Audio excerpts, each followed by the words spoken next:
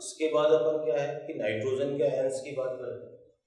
तो नाइट्रोजन के जो आयंस हैं जो आप लोग याद करेंगे, NO3 माइनस ये आयन है आपके पास नाइट्रेट, NO2 माइनस ये आयन है आपके पास नाइट्राइट, फिर आप याद करेंगे N-3 ये आपके पास आयन है नाइट्राइड, फिर N3-1 तो ये आयन है आपके पास एजाइड, NH2- ये आयन है आपके पास एमाइड, NH-2 ये आयन है आपके पास इमाइड, Cn- ये है आपके पास साइनाइड, अगर यही Nc- है तो ये आपके पास है आइसोसाइनाइड, HCN- ये आपके पास है थायोसाइनेट, OCN- है आपके पास साइनेट।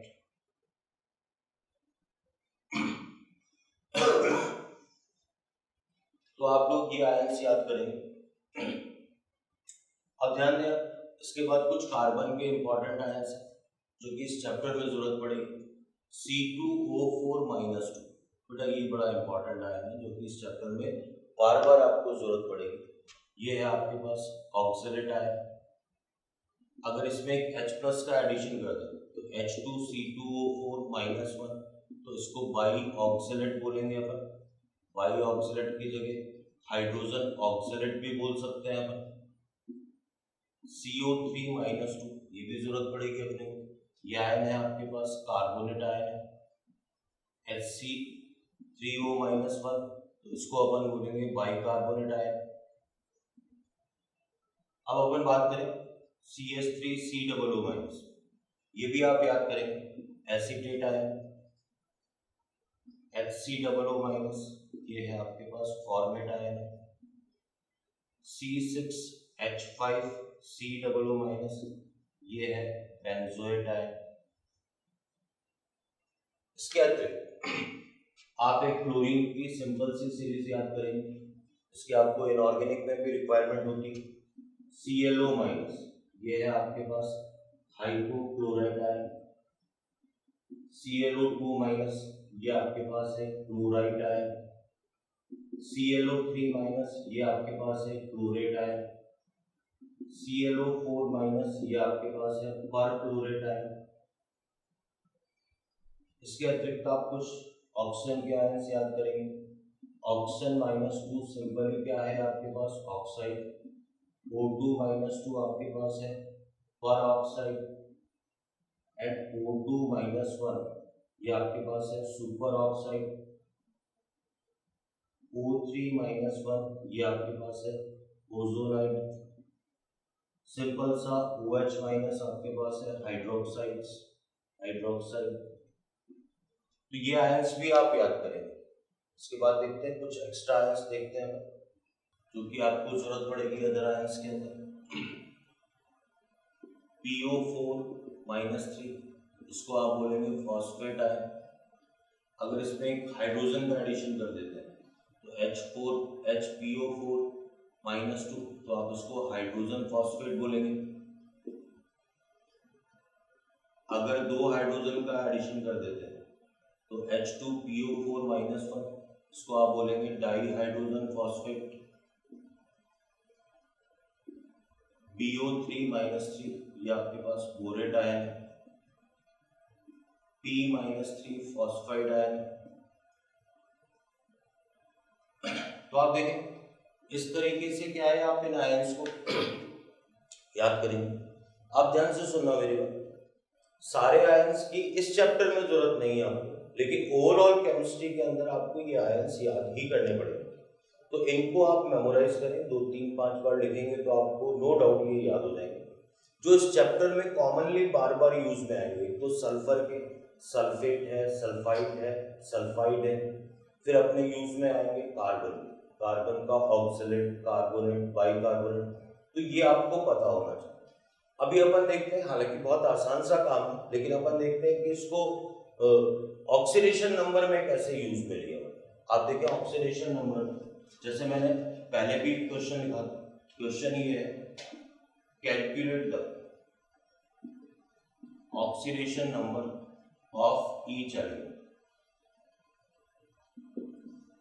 अब आप ये देखिए, जैसे पहला एग्जांपल है FeC2O4। तो अब इसमें क्या करना है आपको पहले से पता होना चाहिए कि जो अपन ने आयन्स याद किए, तो C2O4 कौन सा आयन है? ऑक्सलेट आयन है। तो ये जो सम होगा Fe+2 प्लस C2O4-2, इन दो आयन्स का सम। अब इक्वेशन बनाते हैं अपन। तो आयरन का तो यहाँ पर सीधे कितना हो गया +2, यहाँ पर इक्वेशन बन जाएगी 2x - 8 = -2, तो x = +3 आ जाएगा। तो यहाँ कार्बन का ऑक्सीडेशन नंबर कितना हो जाएगा +3। और एग्जांपल लेते हैं, ठीक है, हालांकि बहुत आसान सा है, FeSO4। तो अपने को पता है कि ये Fe+2 प्लस SO4-2 का सम है। इसको जब सॉल्व करेंगे तो यहाँ x - 8 = -2, तो x = +6। तो फाइनली आयरन का ऑक्सीडेशन नंबर तो +2 आ गया, सल्फर का +6 आ गया एंड ऑक्सीजन का -2। इसके अलावा ऐसे बहुत सारे एग्जांपल हो सकते हैं। आप और देखें एग्जांपल जिसमें अपने को ज़्यादा मेहनत नहीं करनी। ये देखें Fe2C2O4 ईच एलिमेंट का ऑक्सीडेशन नंबर पता करना है। तो आप देखिए ये तो क्रॉस वैलेंसी से पता चल जाएगा। आप Fe2C2O4 का मतलब है इसके ऊपर तो -2 है और इसके ऊपर कितना है +3।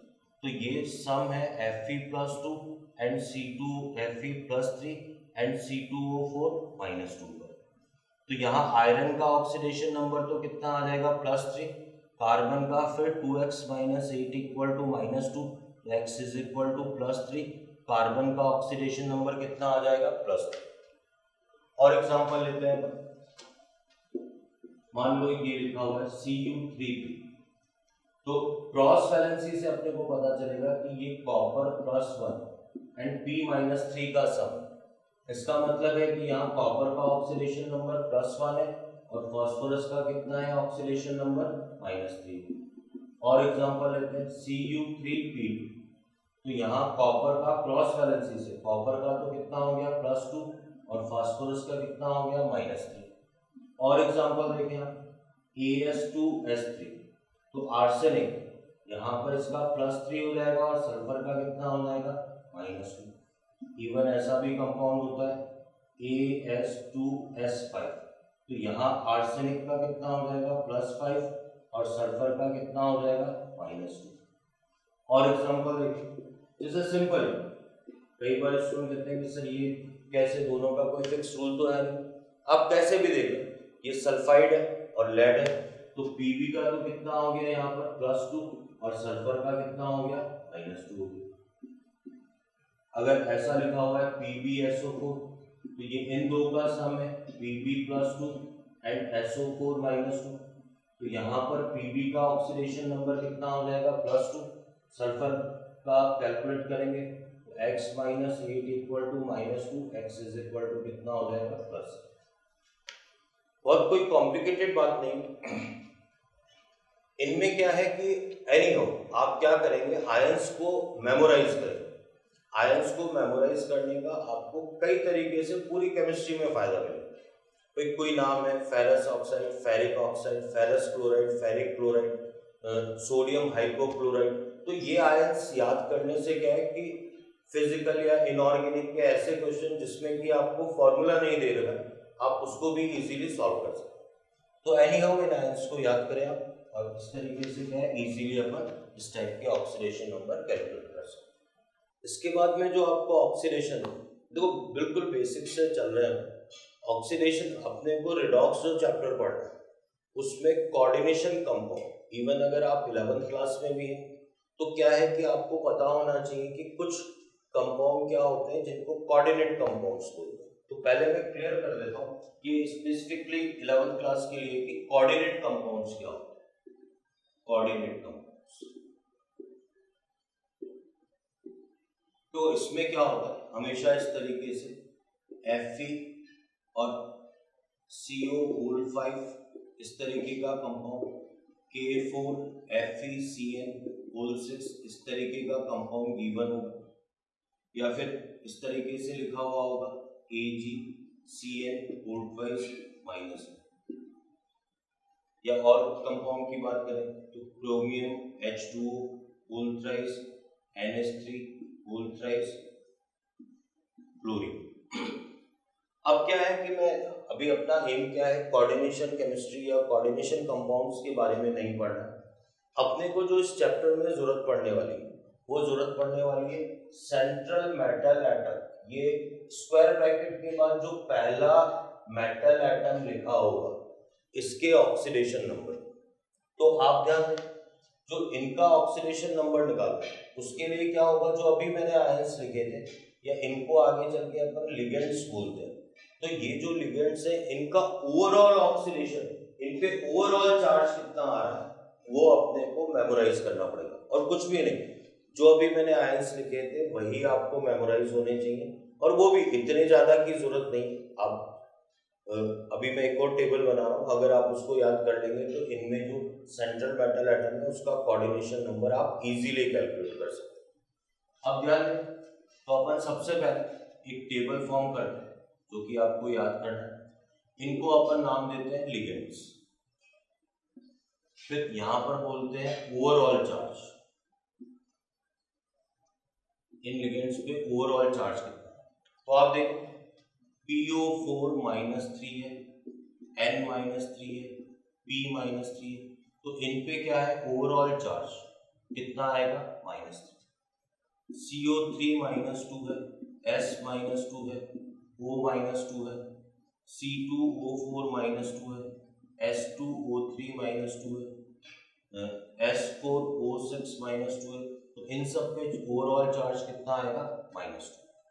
अपन बात करते हैं NO3 -CN NC OCN SCN NO2 F CN Br I-, तो इन सब पे ओवरऑल चार्ज कितना आएगा -1। आपको अब जो थोड़ा एक्स्ट्रा याद करना है, ये न्यूट्रल लिगेंड्स होते हैं, इन पे चार्ज कितना आएगा 0। NH3 है, CO है, PH3 है, N2H4 है आपके पास, या फिर ये बोले C6H6 है, तो इन सब पे जो चार्ज आएगा H2O है, H2O2 है, इन सब पे ओवरऑल चार्ज कितना आएगा 0। कुछ एग्जांपल्स लेते हैं। आपको जो क्वेश्चन पूछा जाएगा ये पूछा जाएगा क्वेश्चन की फॉर्म में, calculate the oxidation number of central metal atom in coordination compound. जैसे आपको पहला दे रखा है K4FeCN6, आपको इसमें आयरन का ऑक्सीडेशन नंबर निकालना। अब थोड़ा ध्यान से देखो, आपको इस टेबल की यूटिलिटी और ये यही बोर्ड पे अभी समझ में आएगी। पोटेशियम का अपने को पता है +1। अब कार्बन के लिए अलग से कोई रूल नहीं है, नाइट्रोजन के लिए अपने पास अलग से कोई रूल नहीं है, लेकिन क्या है मुझे पता है कि इस कंपाउंड में आयरन के बाद क्या है, ये जो भी लिखा हुआ है वो सारा क्या है लिगेंड से। तो लिगेंड का ओवरऑल ऑक्सीडेशन नंबर, या सही वर्ड बोले ओवरऑल चार्ज लेना है, तो Cn, बेटा ये देखो ये रहा Cn के ऊपर कितना चार्ज है -1, तो ओवरऑल Cn के ऊपर -1 है, तो इसी के अकॉर्डिंग इक्वेशन बनाएंगे। तो +4 एक आयरन का अपन ने कितना मान लिया x, और इस पूरे का कम्युलेटिव फॉर्म में कितना है -1, तो +4 + x -6 = 0, x = +2। तो यहाँ पर आयरन का ऑक्सीडेशन नंबर कितना आ गया +2। और एग्जांपल लेते हैं, थोड़े से और एग्जांपल से इसको क्लियर करते हैं। मान लो ऐसा लिखा हुआ है AgCN होल ट्वाइस और ये लिखा हुआ है -, तो Ag का अपन ने x मान लिया, Cn का कितना हो गया -1, 2 से मल्टीप्लाई -2 = -1, x = कितना आ जाएगा +1। अभी और देखते हैं अपन एग्जांपल, इसके बाद अपन और एग्जांपल लेते हैं। और देखें एग्जांपल, जैसे ये लिखा हुआ है FeCO5, आपको इसमें आयरन का ऑक्सीडेशन नंबर निकालना है। आयरन का x मान लिया +5 × CO। अभी जो मैंने टेबल बनाई थी आप देखेंगे कि कार्बन मोनोऑक्साइड एक न्यूट्रल लिगेंड, तो तो न्यूट्रल लिगेंड का ओवरऑल कितना होता है 0, तो आपके पास कितना आ जाएगा x इक्वल टू कितना आ जाएगा 0। नेक्स्ट एग्जांपल देखिए NiCO4, इसमें आपको निकल का कैलकुलेट करना है, तो x प्लस 4 इंटू 0 ये भी कितना हो जाएगा 0। फिफ्थ नंबर देखें आप, ऐसा भी कंपाउंड होता है Mn3CO12, इसमें आपको मैग्नीज का ऑक्सीडेशन नंबर निकालना है, वही mathematical approach 3x plus 12 into 0 equal to 0, तो x इक्वल टू कितना आ जाएगा 0। और एग्जांपल लेते हैं, ऐसा लिखा हुआ है vanadium H2O whole twice, H2O2 whole twice, NH3 whole twice, इसके ऊपर लिखा हुआ है आपके पास +3। तो आप देखें आपको ऑक्सीडेशन नंबर वैनेडियम का कैलकुलेट करना है, वैनेडियम का x मान लिया, H2O का ओवरऑल कितना होता है ऑक्सीडेशन नंबर 0, तो 2 into 0 plus 2 into 0 plus 2 into 0 equal to +3, तो x इक्वल टू आपके पास ऑक्सीडेशन नंबर कितना आ जाएगा +3। आप ध्यान दें यहाँ water ligand, hydrogen peroxide, ammonia, तीनों कैसे लिगेंड्स हैं, न्यूट्रल लिगेंड। और देखिए आपको ये भी पता होना चाहिए C2H4 भी किसकी तरह वर्क करता है, एक लिगेंड की तरह काम करता है, और इसका जो ओवरऑल चार्ज होता है वो कितना होता है 0।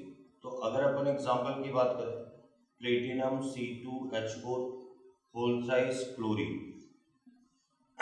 और साथ में यहाँ भी क्लोरीन लिखा हुआ है, तो अब आप ध्यान दें प्लेटिनम का x ले लिया प्लस 3 इंटू 0 -1 क्लोरीन का आपको कितना लेना है -1, तो x इज इक्वल टू कितना आ जाएगा +2।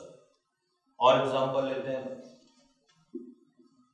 आपको दे रखा है platinum NH3 whole twice C2H4 whole twice, आपको दे रखा है इसके साथ में H2O2 होल ट्वाइस, और यहाँ पर आपके लिखा हुआ है Cl6। अब आप ध्यान दें प्लेटिनम का x हो गया, ये सारे न्यूट्रल लिगेंड्स हैं, इन सब का कितना हो गया 0, -6 equal to 0, x is equal to कितना आ जाएगा आपके पास +6। नाइन्थ नंबर एग्जांपल देखें, ये भी ऐसा ही, कॉपर NH3 होल 4 और आपको दे रखा है SO4, आपको जो ऑक्सीडेशन नंबर कैलकुलेट करना है वो कॉपर का अपन ने x मान लिया +4 इंटू 0 सल्फेट, अब आपको ये याद होना चाहिए कि इस पे कितना आएगा -2, x इज इक्वल टू कितना आ जाएगा +2, तो यहाँ कॉपर का ऑक्सीडेशन नंबर कितना आ जाएगा +2। इसके बाद क्या है, कोऑर्डिनेशन कंपाउंड में बहुत सारे केसेस होते हैं, पर इस चैप्टर के हिसाब से अपन 4 स्पेशल केसेस की बात करेंगे, बड़े ही इंपॉर्टेंट। तो कोऑर्डिनेशन कंपाउंड में ऑक्सीडेशन नंबर के हिसाब से ये मैं कुछ केसेस की बात कर रहा हूँ, बड़े ही इंपॉर्टेंट है और आप ध्यान से देखें। तो अपन इसको एक तो स्पेशल केसेस नाम देंगे, स्पेशल केसेस।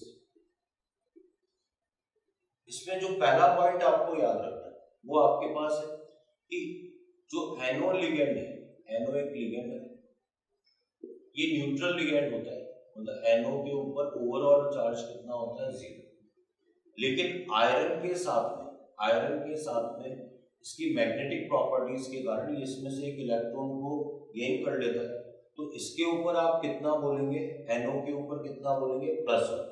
तो इससे इंपॉर्टेंट कुछ बड़े ही इंपॉर्टेंट कंपाउंड्स हैं जो कि आप मेमोराइज करेंगे। तो पहला एग्जांपल है आपके पास सोडियम नाइट्रोक्लोराइड, ये आप जब कोऑर्डिनेशन की बात करेंगे या सॉल्ट एनालिसिस तो आप देखेंगे कि ये कंपाउंड बड़ा ही इंपॉर्टेंट है, आपको याद भी होना चाहिए। तो ये कंपाउंड है आपके पास Na2FeCN5 एंड N। आपको इसमें आयरन का ऑक्सीडेशन नंबर निकालना, सोडियम का तो कितना हो गया +1, Cn पे चार्ज कितना आएगा -1, NO को कैसा ट्रीटमेंट देना है आपको +1। तो देखें आप 2 + x - 5 + 1 इक्वल टू 0, तो x ये -2 इक्वल टू 0, तो x इज इक्वल टू +2। तो इसमें जो आयरन का ऑक्सीडेशन नंबर आता है वो कितना आता है +2। एक और इसी से रिलेटेड बड़ा इंपॉर्टेंट कंपाउंड, बहुत ही इंपॉर्टेंट है, आपको नाम फॉर्मूला सब पता होना चाहिए।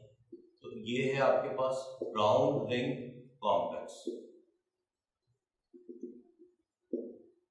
ब्राउन रिंग कॉम्प्लेक्स आपके पास Fe, ये आपके पास H2O, O5, NO and SO। अब ध्यान दें, यहाँ पर आयरन का जो ऑक्सीडेशन नंबर आएगा वो आपको कैलकुलेट करना है। तो ये तो आपके पास 0 हो गया, NO आपको +1 लेना है, और जो आपके पास सल्फेट है वो कितना होगा -2। तो x + 5 × 0 + 1 - 2 = 0। तो x - 1 = 0, तो x = क्या आ जाएगा +1।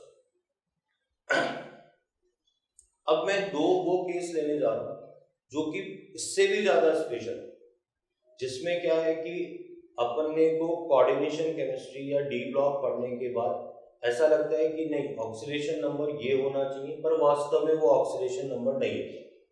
तो बड़ा ही इंपॉर्टेंट 3rd नंबर केस है आपके पास, 3rd नंबर केस जो कि बड़ा ही इंपॉर्टेंट है। आप ध्यान दें, ये कंपाउंड है ज़ीनॉन PtF6। अगर यहाँ पर प्लेटिनम का ऑक्सीडेशन नंबर पूछा जाए तो स्टूडेंट के दिमाग में क्या बात आती है कि सर हमने ऐसा कुछ पढ़ा है कि प्लेटिनम के साथ में जब 6 लिगेंड जुड़े होते हैं तो वहां पर प्लेटिनम का ऑक्सीडेशन नंबर कितना आ जाता है +4। तो ज्यादा सोचने की जरूरत नहीं है, यहाँ ऑक्सीडेशन नंबर प्लेटिनम का कितना आ जाएगा +4। पर ऐसा नहीं, ये आपको याद करना है। और इसकी थोड़ी सी हिस्ट्री मैं बताता हूँ आपको, बड़ी इंटरेस्टिंग हिस्ट्री, कि ये पहला जो इनर्ट गैसेस है उनका फर्स्ट कंपाउंड जो डिस्कवर हुआ था, बार्थलेट ने डिस्कवर किया था, वो ज़ीनॉन PtF6। तो वहां पर इससे रिलेटेड थ्योरी है, आपको अभी जो पता होना चाहिए कि ये xenon plus and PtF6 minus का क्या है सम। तो इस हिसाब से ज़ीनॉन का ऑक्सीडेशन नंबर यहाँ क्या हो जाएगा +1, फिर x - 6 = -1, तो x = +5। तो बड़ी इंपॉर्टेंट बात है कि यहाँ पर प्लेटिनम का जो ऑक्सीडेशन नंबर आएगा वो +4 नहीं आएगा, वो कितना आएगा +5। फिर अपन देखते हैं इसी तरीके से, ये भी बड़ा इंपॉर्टेंट कंपाउंड है O2PtF6। इसमें आपसे ऑक्सीजन का, प्लेटिनम का, मान लो सभी एलिमेंट्स का ऑक्सीडेशन नंबर पूछ लो, आपको याद करना पड़ेगा कि ये O2 and PtF6, O2 plus and PtF6 -1 का क्या है सम। ये आप क्या करेंगे मेमोराइज करेंगे, अदरवाइज फिर क्वेश्चन गलत होने के पूरे चांस। इस हिसाब से 2x = +1, x = +½ तो ऑक्सीजन का ऑक्सीडेशन नंबर तो इसमें कितना आ जाएगा +½ प्लेटिनम PtF6 x - 6 = -1, तो x = +5, तो यहाँ प्लेटिनम का ऑक्सीडेशन नंबर कितना आएगा +5। मैंने अभी बोर्ड पे 4 बड़े ही इंपॉर्टेंट केसेस का एक्सप्लेनेशन दिया है आपको, बेटा ये बहुत ही इंपॉर्टेंट है, आप सभी इसको मेमोराइज करेंगे और एग्जाम के हिसाब से बहुत ही इंपॉर्टेंट। आप देखो, आपको पूरा ये नाम याद करेंगे, सोडियम नाइट्रोक्लोराइड, इसका फॉर्मूला याद करेंगे। कई बार एग्जाम में सीधे भी पूछ लिया जाता है what is the oxidation number of iron in sodium nitrochloride. आपको वैसे भी आगे जरूरत पड़ने वाली है, ये फॉर्मूला याद होना चाहिए। तो इसके आयरन का ऑक्सीडेशन नंबर कितना आएगा +2। ब्राउन रिंग कॉम्प्लेक्स, इसके अंदर भी आपको आयरन का ऑक्सीडेशन नंबर पता होना चाहिए, फॉर्मूला पता होना चाहिए। तो यहाँ आयरन का जो ऑक्सीडेशन नंबर आएगा वो कितना आएगा +1। फिर ज़ीनॉन PtF6 एंड O2PtF6, ये भी बड़े इंपॉर्टेंट से एग्जांपल है। तो इनमें जो ऑक्सीडेशन नंबर आएगा आपके पास वो प्लेटिनम का +4 नहीं आएगा, प्लेटिनम का ऑक्सीडेशन नंबर कितना आएगा आपके पास +4। ये स्टूडेंट, इसके बाद अपन स्टार्ट करेंगे एवरेज ऑक्सीडेशन नंबर, बहुत ही इंपॉर्टेंट कंपाउंड्स के ऑक्सीडेशन नंबर। और यहाँ जो एग्जांपल है, all examples are very important, आपको स्ट्रक्चर पता होने चाहिए।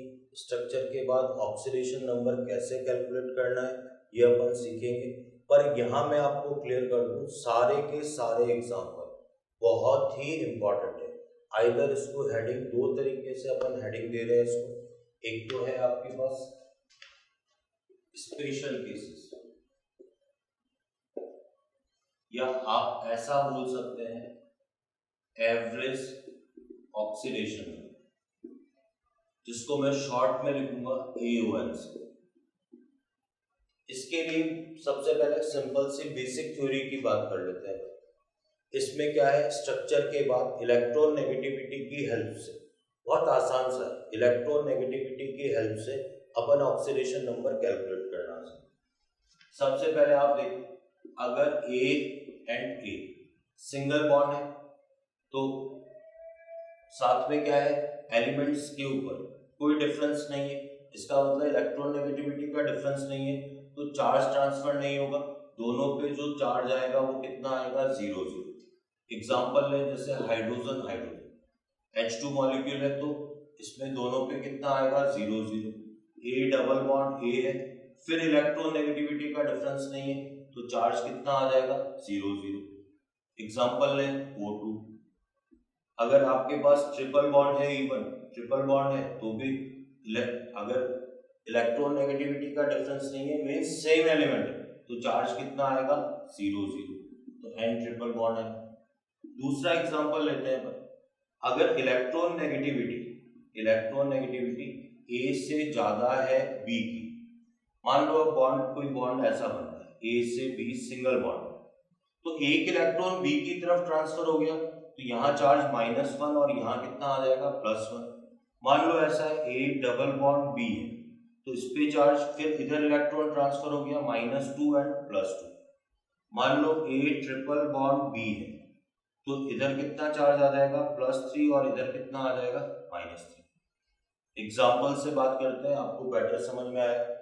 जैसे मान लो आपके पास है, एग्जाम्पल है CO2, C double bond O C double bond, electron negativity किसकी ज्यादा, ऑक्सीजन की, डबल बॉन्ड है इसलिए यहाँ -2 यहाँ +2। इन दोनों बॉन्ड में देखेंगे तो इलेक्ट्रॉन नेगेटिविटी किसकी ज्यादा, -2 +2। तो यहाँ ओवरऑल ऑक्सीजन, ईच ऑक्सीजन का ऑक्सीडेशन नंबर तो कितना आ गया, -2, और कार्बन का कितना आ जाएगा आपके पास, +4 आ जाएगा। अच्छा, अब ध्यान देना, एक और एग्जांपल ले लेते हैं, HC triple bond N, electron negativity carbon की ज्यादा तो यहाँ -1 यहाँ +1, कार्बन नाइट्रोजन में नाइट्रोजन की ज्यादा तो यहाँ -3 यहाँ +3। तो ओवरऑल कार्बन का ऑक्सीडेशन नंबर तो +2 आ गया, नाइट्रोजन का -3 आ गया और हाइड्रोजन का कितना आ जाएगा, +1। ये बहुत आसान सा। अब जो इसी में बड़ा इंपॉर्टेंट केस क्या है उसका डिस्कशन करते हैं। Oxidation number in coordinate bond बोल रहे हैं आप, डेटिव बॉन्ड बोल रहे हैं आप, एक ही बात है। इसमें ऑक्सीडेशन नंबर कैसे कैलकुलेट या डिटरमाइन करते हैं वो देखते हैं। ये इस तरीके से होता है, जो कोऑर्डिनेट बॉन्ड है वो इस तरीके से होता है। इसमें हमेशा एक एलिमेंट क्या होगा, डोनर होगा, और एक एलिमेंट क्या होगा, एक्सेप्टर। आप ध्यान, इसमें हमेशा जो लॉन पेयर है उसका ट्रांसफर होता है, तो एक तरफ कितने जाएंगे, 2 इलेक्ट्रॉन जाएंगे। तो मैक्सिमम केसेस में क्या होगा, जैसे A से B की तरफ ट्रांसफर हो रहा है तो ये क्या आ जाएगा, +2 और -2। पर अपन इसको क्या है, प्रॉपर वे में डिफाइन करते हैं कि फाइनली इसके कितने केस बनेंगे और कैसे इसके अंदर जो ऑक्सीडेशन नंबर है उसका डिस्ट्रीब्यूशन होगा। आप ध्यान, पहला केस लेते हैं जो कि मैक्सिमम यही होता है कि जो A की तुलना में इलेक्ट्रॉन नेगेटिविटी किसकी ज्यादा है, B की। तो इलेक्ट्रॉन B की तरफ, तो फाइनली इलेक्ट्रॉन नेगेटिविटी का ये है तो B के ऊपर कितना आ जाएगा, +2 और इसके ऊपर कितना आ जाएगा, -2। अब अपन सेकंड केस की बात करते हैं। ये थोड़ी कम जरूरत पड़ेगी लेकिन ठीक है, ये भी आपको पता होना चाहिए।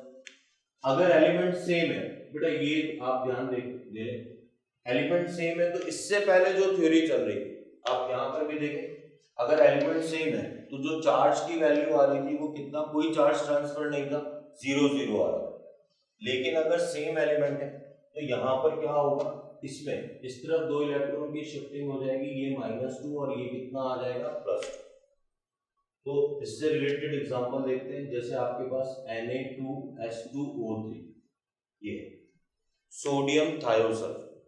अब इसके स्ट्रक्चर की बात करें तो ये सोडियम, ये ऑक्सीजन, ये सल्फर, ये आपके पास सोडियम है, ये इस तरीके से ऑक्सीजन, इस तरीके से सल्फर।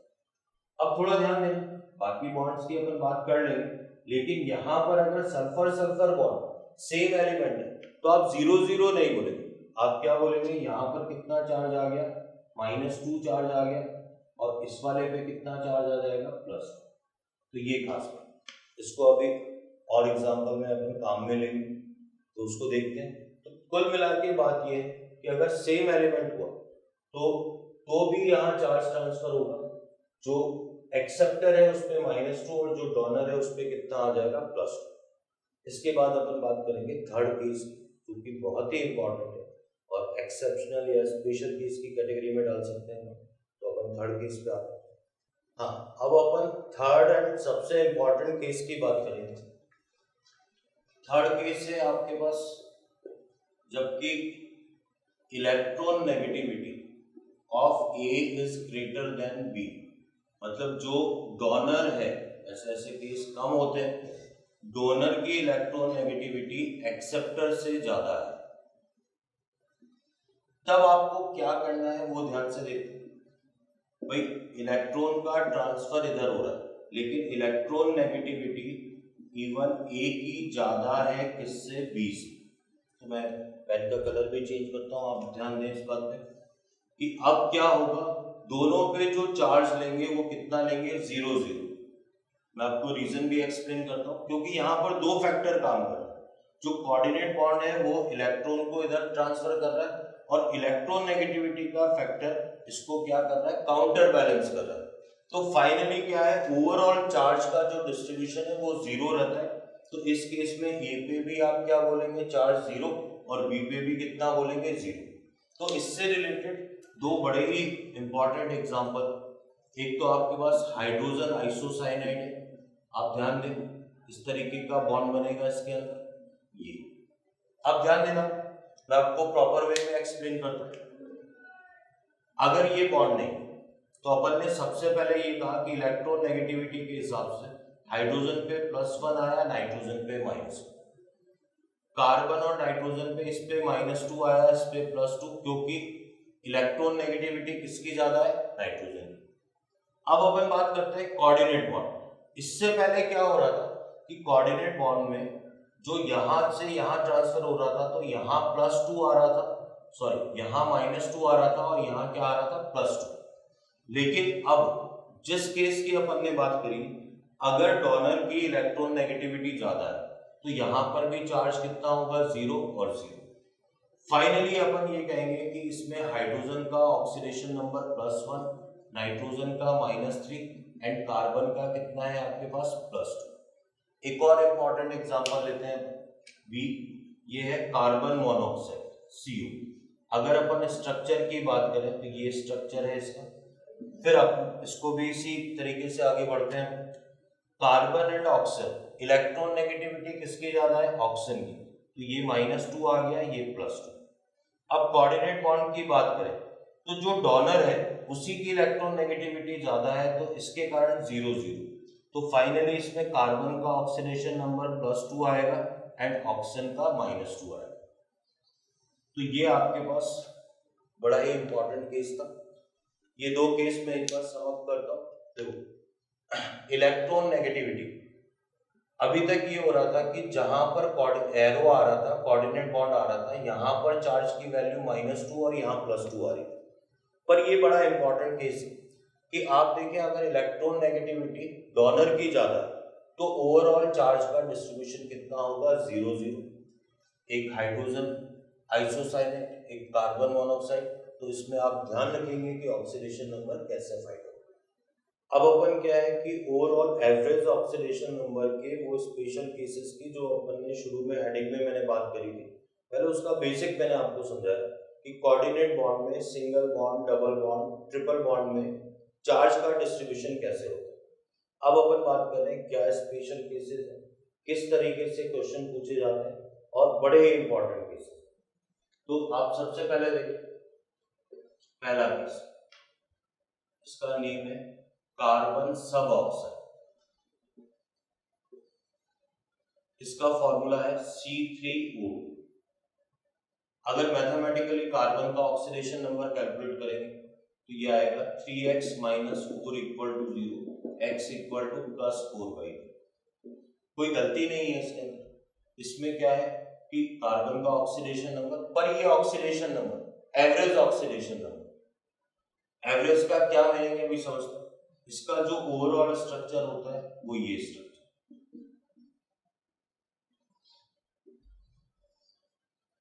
अब अपन देखते हैं कि जो बॉन्ड्स बने हुए हैं उसके अकॉर्डिंग इलेक्ट्रॉन नेगेटिविटी ज्यादा -2 +2, electron negativity same 0 0, electron negativity same 0 0, यहां पर -2 +2। तो अब अपन फोकस करते हैं 3 कार्बन। तो एवरेज ऑक्सीडेशन नंबर क्या होता है, average value. Hindi English maths के मार्क्स है, तीनों के मार्क्स सम करके डिवाइडेड बाय 3 कर दो। तो उसी तरीके से पहले वाले कार्बन का ऑक्सीडेशन नंबर +2, दूसरे वाले का 0, तीसरे वाले का +2, 3 कार्बन का एवरेज डिवाइडेड बाय 3। तो ओवरऑल वैल्यू कितनी आ जाएगी, +4/3। अब आप ध्यान दें यहां पर जो ऑक्सीडेशन नंबर आ रहा है वो ईच कार्बन का 4/3 नहीं। आपको पता होना चाहिए कि इसमें जो 2 कार्बन है उनका कितना है, +2 है, और एक कार्बन का कितना है, 0। आप कहेंगे क्या ये कि सिर्फ 4/3 हमें मैथमेटिकली पता तो चल रहा है, तो क्या हमें ये जानना जरूरी है कि ईच एंड इसका। तो देखिए आप क्वेश्चन कैसे पूछा जाता है उससे आपको पता चलेगा कि क्या ये जानना जरूरी है या नहीं। क्वेश्चन आपसे पूछा गया calculate the oxidation number of each carbon in C3O2। आपको ऑप्शन दे रखे, पहला ऑप्शन दे रखा है +4/3, बी ऑप्शन दे रखा है 2 0 -2, ये ऑप्शन दे रखा है 4 0 0, और एक ऑप्शन दे रखा है 2 0 and 2। इस क्वेश्चन का मतलब ये है, पहले ऑप्शन का मतलब ये है कि इसका मतलब सभी कार्बन का इसमें 4/3 आ रहा है। एक कार्बन का 2, एक का 0, एक का -2, एक कार्बन का 4 और रिमेनिंग 2 कार्बन का 0।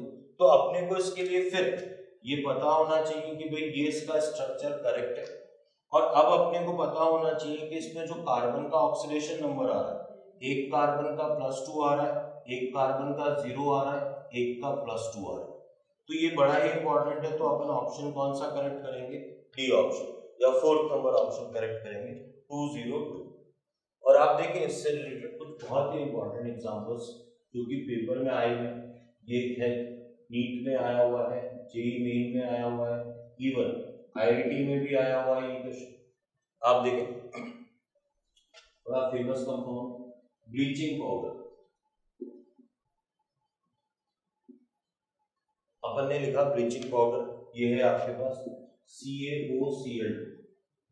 मैथमेटिकली क्लोरीन का ऑक्सीडेशन नंबर निकालना है। अपने को पता है कैल्शियम का +2, ऑक्सीजन का -2, क्लोरीन का कैलकुलेट करना है, अपन ने x मान लिया, +2 -2 + 2x = 0। मैथमेटिकली सॉल्व किया तो 0 आया। पर क्या इसका मतलब यह है कि ईच क्लोरीन का इसमें 0 होगा, नहीं। आपको इसका स्ट्रक्चर पता होना चाहिए, ये इस तरीके से स्ट्रक्चर होता है इसका। अब स्ट्रक्चर के अकॉर्डिंग आप देखेंगे तो आप ध्यान दें कैल्शियम और क्लोरीन में इलेक्ट्रॉन नेगेटिविटी किसकी ज्यादा, क्लोरीन की, -1 आ गया, ये कितना आ गया +1, इसमें ये +1 आ गया, -1 आ गया। अब इंपॉर्टेंट है आपको पता होना चाहिए कि most electronegative element periodic table में कौन सा है, फ्लोरीन। उसके बाद नेक्स्ट कौन सा है, ऑक्सीजन। तो ऑक्सीजन और क्लोरीन में मोर इलेक्ट्रोनेगेटिव कौन सा है, ऑक्सीजन। तो यहाँ पर -1 और यहाँ कितना आ गया +1। तो फाइनली इसमें जो एवरेज ऑक्सीडेशन नंबर है क्लोरीन का, एक क्लोरीन का तो कितना आ रहा है +1, एक का -1/2, तो 0। तो एवरेज ये जो 0 वैल्यू आई ये एवरेज ऑक्सीडेशन नंबर, कई जगह अपना एवरेज से काम चल जाएगा, पर अगर क्वेश्चन में साफ साफ पूछा हुआ है in bleaching powder what is the oxidation number of each chlorine, तो आपको पता होना चाहिए एक क्लोरीन का तो +1 है और एक क्लोरीन का कितना है -1। ऐसे ही और भी एग्जांपल है, अपन देखते हैं। इसके बाद थर्ड नंबर एग्जांपल लेते हैं। Third number example nitrous oxide. आपको फॉर्मूला दे रखा है N2, मैथमेटिकली बड़ा आसान सा, 2x - 2 = 0, x = +1। पर अपने को अगर ईच नाइट्रोजन का कैलकुलेट करना है तो अपने को ये स्ट्रक्चर पता होना चाहिए।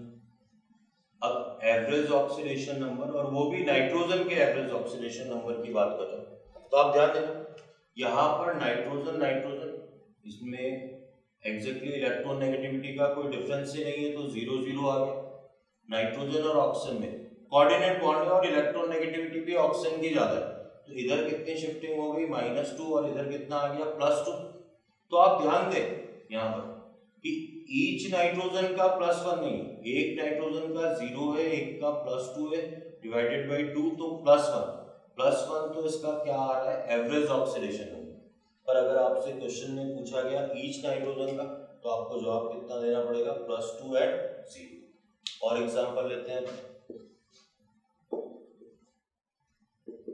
Tribromo octa oxide. आपको पता होना चाहिए कि ये एनसीईआरटी में भी गिवन है ये, इसीलिए आप इन एग्जांपल्स को आप बिल्कुल अवॉइड नहीं कर सकते, बड़े इंपॉर्टेंट एग्जांपल्स हैं। ये नीट 2019 का क्वेश्चन था जो कि एनसीईआरटी के बॉक्स में कवर हो, तो आप ध्यान देंगे बेटा ऐसे सारे एग्जांपल्स को अपन यहाँ पर कवर करेंगे जो एनसीईआरटी में कहीं एक लाइन की फॉर्म में लिखे गए, कहीं इन टेक्स्ट लिखे गए क्वेश्चन की फॉर्म में, कहीं लास्ट में समरी में बॉक्स में लिखे गए, कहीं एक्स्ट्रा में लिखे गए, तो उन्हीं में ये एग्जांपल था।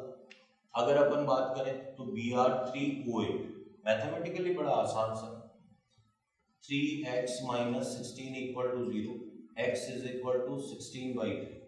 तो ऑक्सीडेशन नंबर यहाँ ब्रोमीन का कितना आ रहा है 16/3, पर ऐसा बिल्कुल नहीं है कि ईच एंड एवरी ब्रोमीन का ऑक्सीडेशन नंबर 16/3 आएगा। आप ध्यान दें तो उसका स्ट्रक्चर है ब्रोमीन ब्रोमीन ब्रोमीन, ये डबल बॉन्ड ये डबल बॉन्ड ये डबल बॉन्ड ऑक्सीजन, ये इस तरीके से double bond oxygen double bond oxygen double bond oxygen. अब अपन बात करें कि इसमें ऑक्सीडेशन नंबर, आप ध्यान दें 2 इलेक्ट्रॉन का इधर ट्रांसफर, 2 का इधर 2 का इधर, इसके कारण क्योंकि इलेक्ट्रॉन नेगेटिविटी का कोई डिफरेंस नहीं है 0, तो इसके कारण जो टोटल आएगा वो +6 आएगा। इसके कारण यहाँ पर टोटल कितना आएगा +4, यहाँ पर टोटल कितना आएगा +6। तो ओवरऑल एवरेज ऑक्सीडेशन नंबर आपके पास क्या आ गया +6 +4 +6 डिवाइडेड बाई 2, तो आपके पास आ जाएगा ये डिवाइडेड बाई 3, तो ये आपके पास आ जाएगा 16/3। आपको पता होना चाहिए कि इसका मतलब ईच ब्रोमीन का यहाँ ऑक्सीडेशन नंबर 16/3 नहीं है, 2 टर्मिनल ब्रोमीन का तो +6 है और एक ब्रोमीन का कितना है +4। नेक्स्ट एग्जांपल लेते हैं। नेक्स्ट एग्जांपल है आपके पास सोडियम थायोसल्फेट।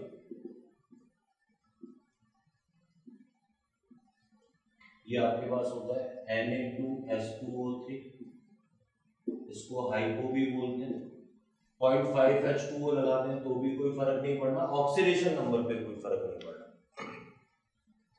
मैथमेटिकली अगर अपन सॉल्व करते तो 2 + 2x - 6 = 0, तो x = +2 आ जाएगा। अब देखने वाली बात यह है क्या ईच सल्फर का यहाँ ऑक्सीडेशन नंबर +2 है? नहीं, आपको इसका स्ट्रक्चर पता होना चाहिए NaO सल्फर O Na ये और अब ध्यान देंगे आप इस बॉन्ड के कारण कितना आएगा +1, इस सल्फर पे इस बॉन्ड के कारण +1, इसके कारण +2, तो अपन एक एक का लिख देते हैं +1 ऊपर वाले के कारण +2। यहाँ स्टूडेंट गलती कर देता है कि कोऑर्डिनेट बॉन्ड है लेकिन वो कहता है कि सर सेम एलिमेंट है मैं 0 0 लिखूंगा, नहीं यहाँ पर कितना आ जाएगा इलेक्ट्रॉन का, 2 इलेक्ट्रॉन का ट्रांसफर हो रहा है, तो यहाँ पर कितना आ जाएगा -2 और यहाँ कितना आ जाएगा +2। तो फाइनली आप ध्यान देंगे, एक सल्फर का ऑक्सीडेशन नंबर तो कितना आ रहा है +6 और एक का कितना आ रहा है -2 डिवाइडेड बाई 2, तो ये +2। एवरेज ऑक्सीडेशन नंबर यहाँ पर +2 का ये बिल्कुल भी मीनिंग नहीं है कि ईच सल्फर का यहाँ ऑक्सीडेशन नंबर +2, एक सल्फर का +6 है और एक सल्फर का कितना है -2। इसके बाद देखते हैं और एग्जाम्पल। इसके बाद 6 नंबर एग्जाम्पल की बात करते हैं। 6 नंबर एग्जाम्पल देखते हैं, ये भी बड़ा इंपॉर्टेंट है। सोडियम टेट्रा थायोनेट, ये है आपके पास Na2S4O6। आपसे इसमें सल्फर का ऑक्सीडेशन नंबर पूछा गया, मैथमेटिकली बड़ा आसान सा, 2 + 4x - 12 = 0, तो x = आपके पास आ जाएगा +2.5। और अब क्वेश्चन ये उठता है कि क्या ईच सल्फर का +2.5 है, तो बिल्कुल ऐसा नहीं, आपको इसका स्ट्रक्चर पता होना चाहिए। सोडियम, ऑक्सीजन, सल्फर, 4 सल्फर इसके में एक साथ अटैच्ड होती है, फिर ये इस तरीके से, इस तरीके से, इस तरीके से, इस तरीके से। अब आप ध्यान दें, आपको जो एवरेज ऑक्सीडेशन नंबर कैलकुलेट करना है सल्फर का, यहां से एक इलेक्ट्रॉन का ट्रांसफर ऑक्सीजन की तरफ हो गया, ये -1, ये +1, इधर से कोई ट्रांसफर नहीं होगा, तो यहाँ 0, कोऑर्डिनेट बॉन्ड के कारण इस पे, इस सल्फर पे +2, इस पे भी कितना +2। तो आप ध्यान दें, इस सल्फर पे ओवरऑल कितना आ गया +5, जो टर्मिनल सल्फर है, जो पहली सल्फर है, इस पे कितना आ गया +5। इसमें कहीं इलेक्ट्रॉन का ट्रांसफर नहीं होगा, इसमें कहीं ट्रांसफर नहीं होगा, क्योंकि आसपास ये किससे अटैच्ड है, सल्फर से। तो यहाँ चार्ज कितना आ जाएगा 0 0, इस पे फिर कितना आ जाएगा +5। तो आप देखेंगे कि बड़ा इंपॉर्टेंट सा कि इस वाले कंपाउंड के अंदर 2 सल्फर का ऑक्सीडेशन नंबर तो +5 है और रिमेनिंग 2 का कितना है 0, लेकिन ईच सल्फर का 2.5 नहीं है, ये जो 2.5 वैल्यू आ रही है, ये क्या है आपके पास एवरेज ऑक्सीडेशन। इसके बाद देखिए, कुछ आपको इस तरीके से याद करने पड़ेंगे, कुछ एग्जांपल है ऐसे। Fe3O4 ये एक तरीके का मिक्स्ड ऑक्साइड है, फेरस एंड फेरिक ऑक्साइड बोलते हैं, फेरस फेरिक, फेरो ऑक्साइड। अब ध्यान दें आप कि आपको पता होना चाहिए, सीधे कैलकुलेट करेंगे तो 3x - 8 = 0, x +8/3 आ गया। पर क्या इसके अंदर ईच का +8/3 है? नहीं। आप क्या कैसे इसको करेंगे, इसका आपको पता होना चाहिए। Fe3O4 ये इन दो का सम है, FeO + Fe2O3। कई बार इस कंपाउंड को ऐसा भी लिखा जाता है FeO.Fe2O3। तो आप ध्यान दें, यहाँ पर इस आयरन का ऑक्सीडेशन नंबर कितना आएगा +2, इस आयरन का ऑक्सीडेशन नंबर कितना आएगा +3। तो एवरेज ऑक्सीडेशन नंबर का मीनिंग क्या है, आप ध्यान दें, एक आयरन का +2 है, इसमें ईच आयरन का +3 है, इसलिए मैं इसको 2 बार लिखूंगा, डिवाइडेड बाई 3। टोटल आयरन कितनी है 3, तो टोटल आपके पास 8/3 आ गया। पर 8/3 से एक कंफ्यूजन है कि ईच आयरन का 8/3 है, तो नहीं, आपके पास क्या है इसके अंदर, एक आयरन का तो +2 है और रिमेनिंग 2 आयरन का कितना है +3। ऐसा ही एक और केस है आपके पास Pb3O4, ये भी एक मिक्स्ड ऑक्साइड, मैथमेटिकली सॉल्व करेंगे तो 3x - 8 = 0, x +8/3। तो क्या ईच लेड का, ईच Pb का इसमें +8/3 है? नहीं। आप ध्यान दें, ये इन दो Pb3O4 PbO प्लस PbO2 का सम होता है, इसको ओवरऑल यहाँ 2PbO, इसको ऐसा भी लिखा जाता है Pb3O4 2PbO डॉट PbO2। अब आप ध्यान दें, इसमें तो आया लेड का ऑक्सीडेशन नंबर +2 आएगा, इसमें कितना आएगा +4, तो +2 एंड +4, तो आपके पास क्या आ जाएगा, जो Pb का एवरेज ऑक्सीडेशन नंबर है, आप ध्यान दें क्योंकि यहाँ 2PbO है, 2Pb का तो कितना आ गया +2 और एक का +4 डिवाइडेड बाई 3 +8/3। आप ध्यान दें, इसका मतलब Pb3O4 दो Pb एटम्स का तो ऑक्सीडेशन नंबर +2 एंड +2 है और एक Pb का कितना है +2।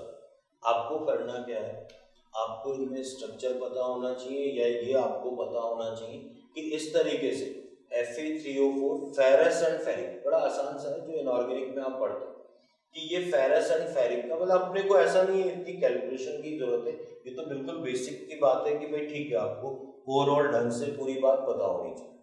पर बड़ा ही आसान सा है कि Fe3O4 एक मिक्स्ड ऑक्साइड है फेरस एंड फेरिक का, उसी तरीके से Pb3O4 भी क्या है, एक मिक्स्ड ऑक्साइड है प्लम्बस एंड प्लम्बिक का, प्लम्बस का +2 एंड प्लम्बिक का +2।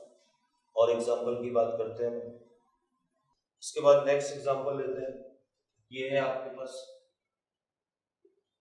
NH4NO3। तो इसमें क्या करते हैं, मैथमेटिकली इसको सॉल्व करते हैं कि सर x नाइट्रोजन का ऑक्सीडेशन नंबर निकालना है, x+4 + x - 6 = 0, सर x = यहाँ +1 आ। पर इससे ये कंक्लूजन नहीं निकालें कि यहाँ पर ईच नाइट्रोजन का ऑक्सीडेशन नंबर +1।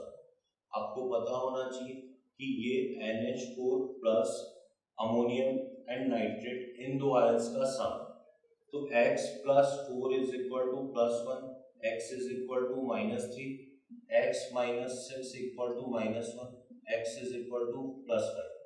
तो ये यहाँ पर एक नाइट्रोजन का तो -3 और एक नाइट्रोजन का कितना है +5।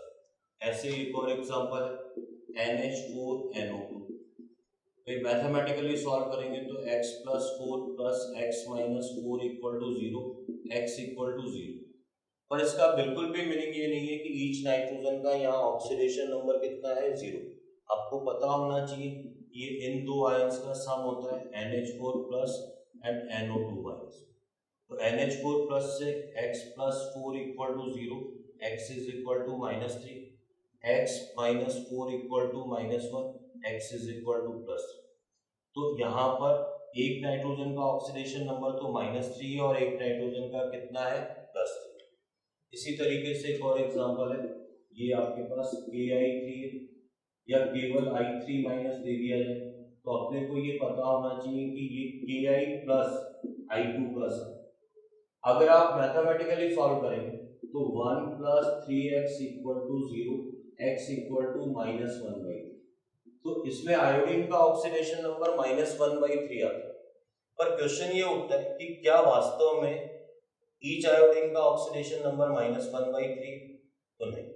तो कैसे है, x यहाँ पर ये आ गया plus 1 + x = 0, x = -1, 2x = 0, x = 0।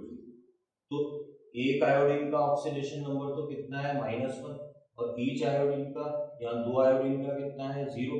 तो ओवरऑल आप क्या बोलेंगे कि यहाँ पर 3 आयोडीन, एक आयोडीन का ऑक्सीडेशन नंबर -1 है और रिमेनिंग दो आयोडीन का ऑक्सीडेशन नंबर कितना है 0।